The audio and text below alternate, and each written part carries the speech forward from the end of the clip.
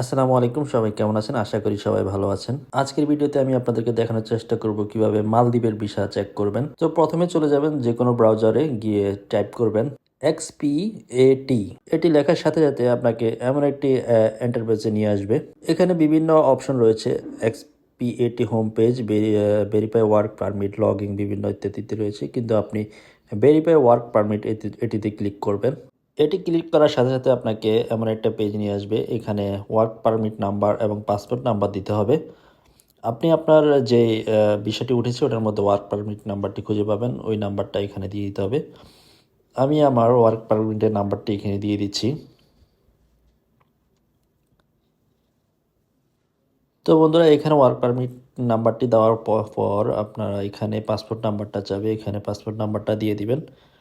Passport নাম্বারটা আমি এখানে দিয়ে দিচ্ছি, টাইপ করে দিয়ে দিচ্ছি।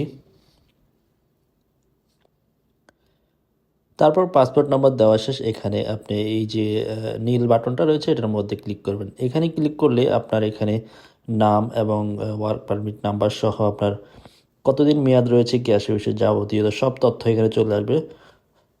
এখানে দেখতে পাচ্ছেন। এভাবে আপনি চাইলে এটাকে প্রিন্টও করে নিতে পারবেন। তো বন্ধুরা, এভাবে যদি আপনার সব ডিটেলস চলে আসে তাহলে আপনি মনে করবেন আপনার বিষয়টি সঠিক রয়েছে, আর যদি না আসে তাহলে মনে করবেন এখনো বিষয়টি অনলাইন হয়নি। তো এভাবেই অনায়াসে আপনি মোবাইল থেকে মালদ্বীপের ভিসা চেক করতে পারবেন। তো বন্ধুরা, এই ভিডিওর মাধ্যমে যদি আপনার কোনো উপকৃত হয়ে থাকেন অবশ্যই ভিডিওতে একটি লাইক দিয়ে দিবেন এবং সম্ভব হলে চ্যানেলটিকে সাবস্ক্রাইব করে দিবেন।